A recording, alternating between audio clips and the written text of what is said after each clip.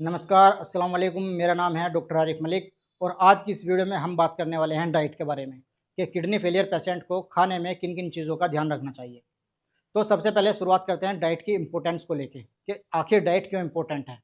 Diet हमारी body में बनने वाले वेस्ट मटेरियल को कंट्रोल करने में हमारी मदद करती है और जब हमारी किडनी कम काम कर रही होती है, तो हमारी बॉडी में वेस्ट मल जो होता है, वो इकट्ठा हो जाता है।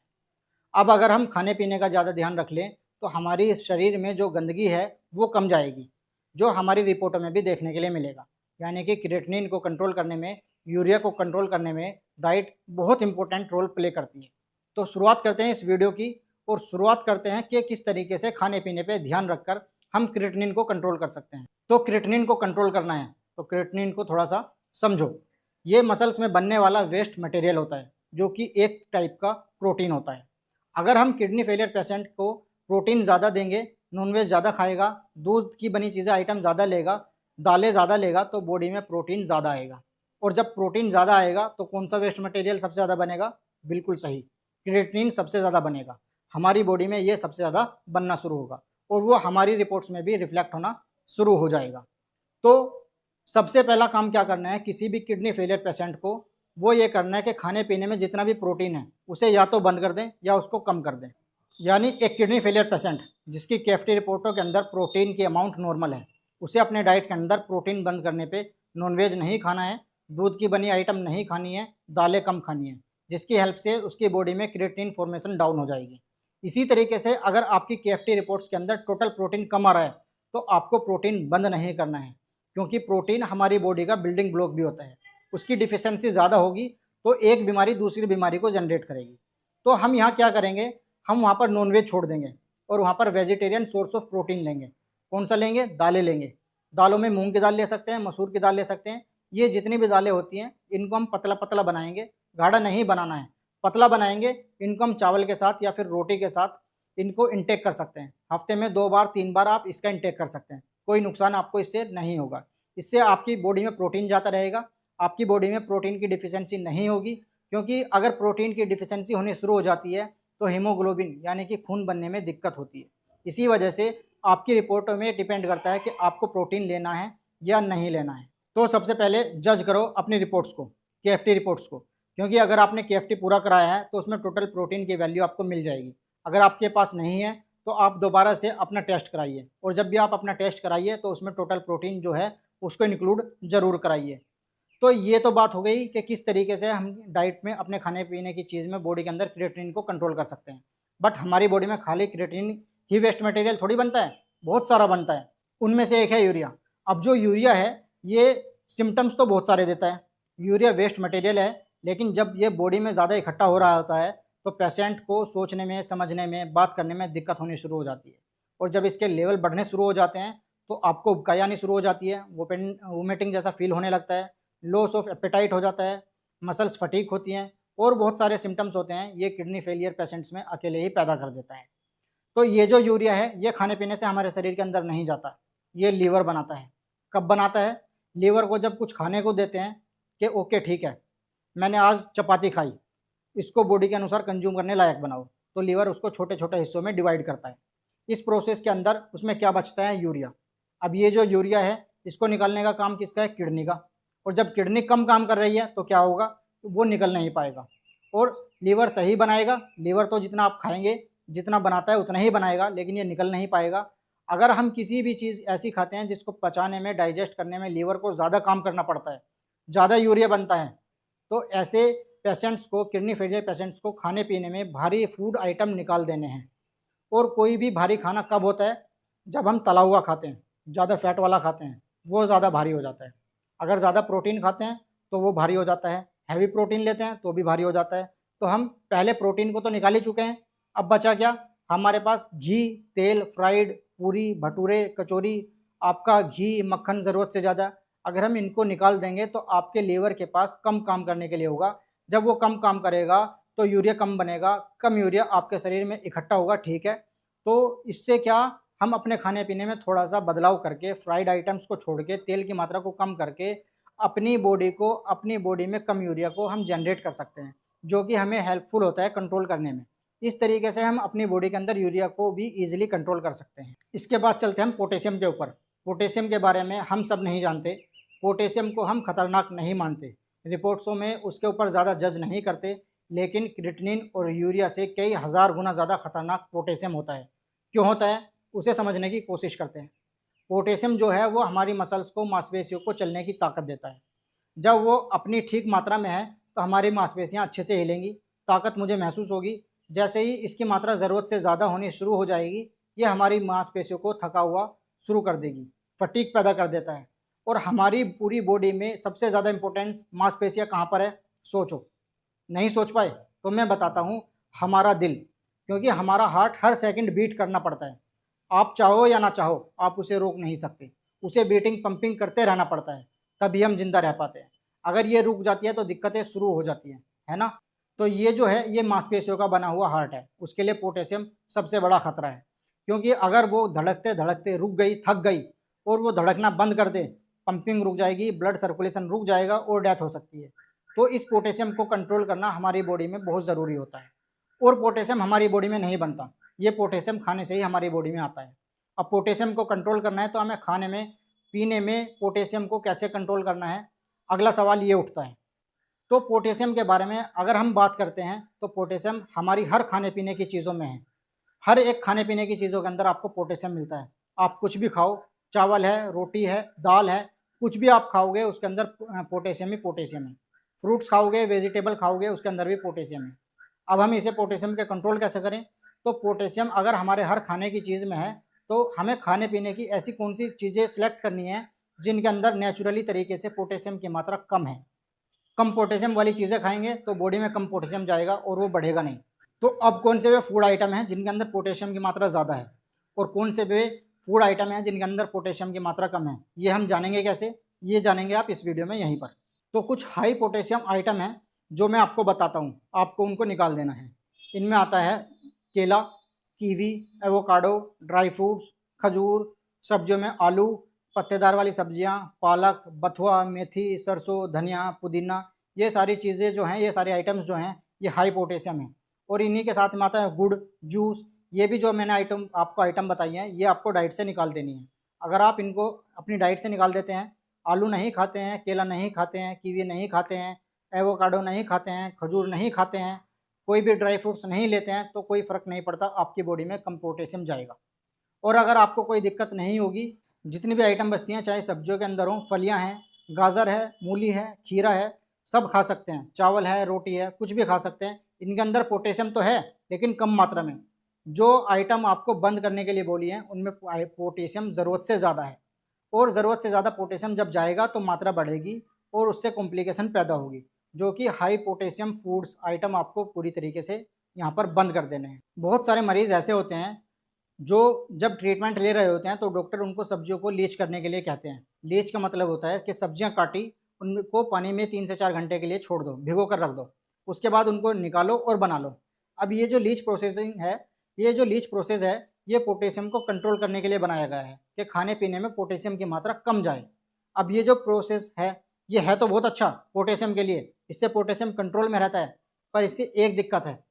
दिक्कत क्या है कि जब हम पोटेशियम निकाल रहे होते हैं सब्जियों से, इस लीचिंग प्रोसेस से, तो इससे इसके साथ साथ इसमें जितने भी विटामिन्स होते हैं, जितने भी मिनरल्स होते हैं, वो भी निकल जाते हैं, पानी में निकल गए, पानी को हमने फेंक दिया।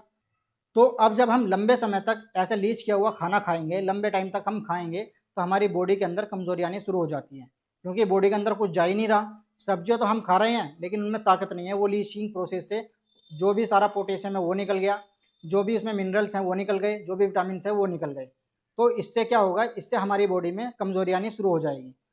वो तो नॉर्मल लिमिट्स में आ जाएगा, पोटेशियम नॉर्मल लिमिट्स में आ जाएगा, लेकिन ये जो हमारी बॉडी में ताकत है वो ख़त्म हो जाएगी। आपको करना क्या है, आपको अपनी रिपोर्ट्स करानी है, उसमें आपको पोटेशियम लेवल देखना है कितना है, फिर उसी के अनुसार आपको ये लीचिंग प्रोसेस करना है। लीचिंग प्रोसेस करने के बाद आपको कुछ दिन के बाद दोबारा से रिपोर्ट करानी है। जब आपका पोटेशियम लेवल नॉर्मल वैल्यू में आ जाए तो आपको लीचिंग प्रोसेस बंद कर देना है, इससे आपकी बॉडी को दोबारा से ताकत मिलनी शुरू हो जाएगी। तो आप सभी को क्या ध्यान रखना है, आप सभी को ये ध्यान रखना है कि लीचिंग प्रोसेस को रिपोर्ट्स के ऊपर डिपेंड करो। हर टाइम ना तो सब्जियों को लीच करो, क्योंकि ज़्यादा सब्जियों को लीच करोगे तो जैसे मैंने आपको दिक्कत बताई है, आपको वे फेस करने के लिए मिलेगी। क्योंकि किडनी फेलियर 2-4 महीने में ठीक होने वाली बीमारियों में से नहीं है। ये जंग आपको लंबी लड़नी पड़ती है, और जो चीज़ हम लंबी नहीं लड़ सकते उसको हम एप्लीकेबल नहीं मानते। तो हम लीचिंग प्रोसेस पूरी तरीके से ज़िंदगी भर नहीं कर सकते। सब्जियों को लीच करके नहीं खा सकते क्योंकि कमज़ोरी पैदा होनी शुरू हो जाएगी। तो आपको लीचिंग प्रोसेस को तभी तक करना है जब तक आपका पोटेशियम लेवल हाई है। जैसे ये कंट्रोल में आ जाए तो आपको लीचिंग प्रोसेस बंद कर देना है।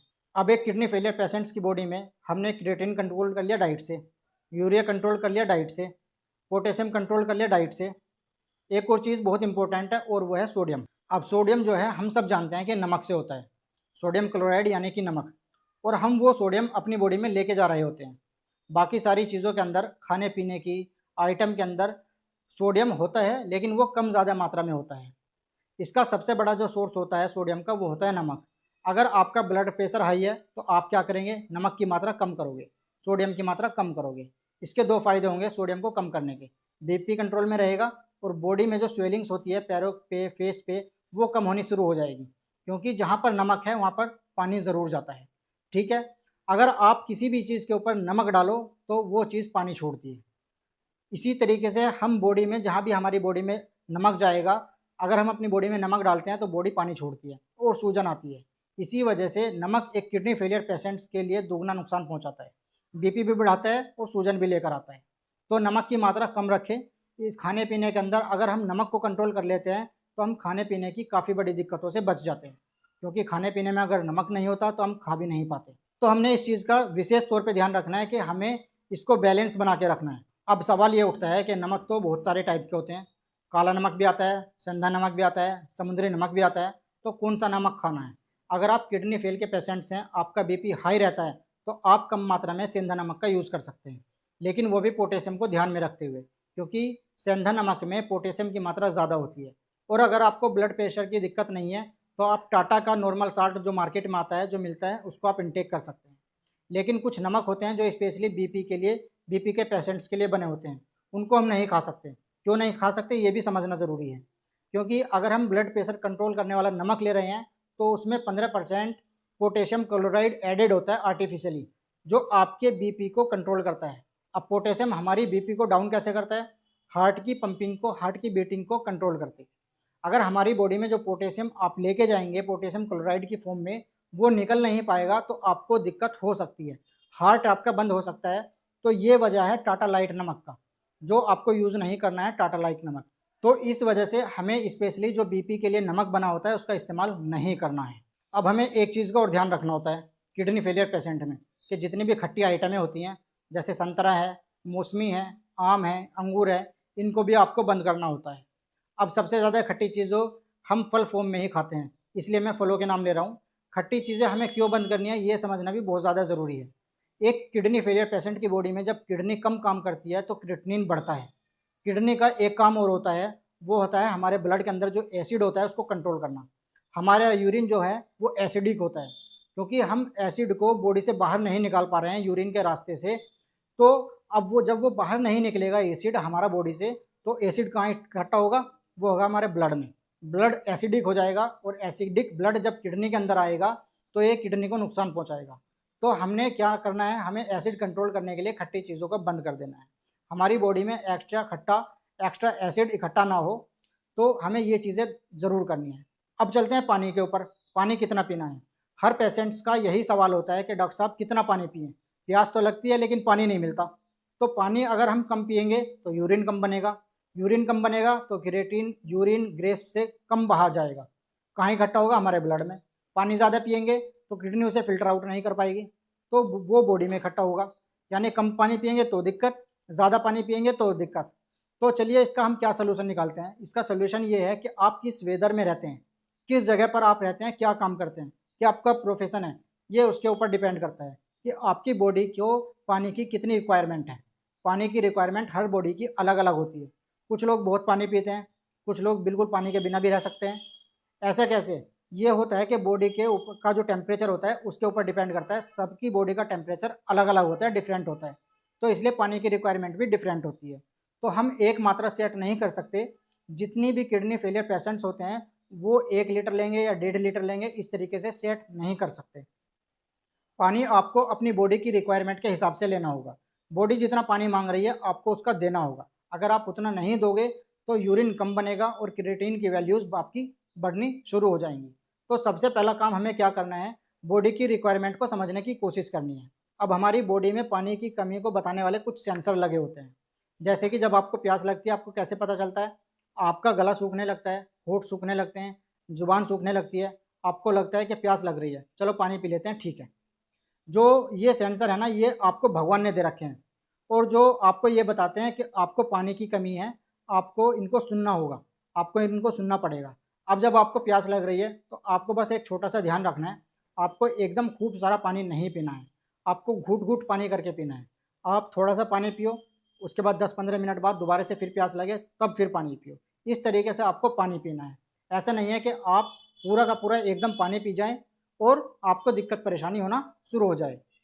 तो अगर आप खूब सारा पानी पी लेंगे तो किडनी उसे तेज़ी से प्रोसेस नहीं कर पाएगी और पानी कहाँ चला जाएगा? पानी चला जाएगा आपकी टाँगों में। तो हमने क्या देखा कि आपको छोटी-छोटी बातों का यहाँ पर ध्यान रखना है और छोटी-छोटी मात्रा में आपको पानी लेना है, आपकी बॉडी की रिक्वायरमेंट के हिसाब से। उससे क्या होगा? उससे यूरिन अच्छा बनेगा, क्रिएटिनिन उससे भी बाहर जाएगा, क्योंकि क्रिएटिनिन को बॉडी से बाहर निकालने का कोई दूसरा तरीका नहीं है, यूरिया को बॉडी से बाहर निकालने का कोई दूसरा नहीं है, यूरिन ही इसका एकमात्र तरीका है। तो अगर हम पानी की मात्रा सही रखते हैं, हमारी बॉडी की सफाई अच्छे से होगी। जब अच्छे से सफाई होगी तो वो हमारी जो रिपोर्ट्स हैं उनमें भी रिफ्लेक्ट होना शुरू हो जाएगा। इसका हम छोटा सा एग्जांपल इस तरीके से ले सकते हैं, जैसे ही हम पानी पीना बंद करते हैं, पानी पीना ज़रूरत से ज़्यादा कम कर देते हैं, तो हमारी जो क्रिएटिनिन वैल्यूज़ होती हैं वो बहुत तेज़ी से बढ़नी शुरू हो जाती हैं। जैसे 4 से 5, 5 से 6, 6 से 7, ये बहुत तेज़ी से बढ़नी शुरू हो जाती हैं, जो पेशेंट के लिए खतरनाक है। तो इस वीडियो में हमने सारी बात कर ली। इस वीडियो में हमने बात कर ली क्रिएटिनिन की, यूरिया की, पोटेशियम की, सोडियम की, पानी की। तो आज की इस वीडियो में बस इतना ही दोस्तों। मुझे उम्मीद है मेरे द्वारा दी गई जानकारी आपको पसंद आई होगी। अगर आपको मेरे द्वारा दी गई जानकारी पसंद आई है तो हमारी इस वीडियो को लाइक करिए, शेयर करिए और अगर अभी तक आपने हमारे चैनल को सब्सक्राइब नहीं किया तो चैनल को सब्सक्राइब कर लें। साथ में बेल आइकन का बटन अवश्य दबाएँ, जिससे आपको इस तरीके की वीडियो समय-समय पर देखने के लिए मिलती रहे। तो चलिए दोस्तों, मिलते हैं अगली वीडियो में, तब तक के लिए खुदा हाफ़िज़।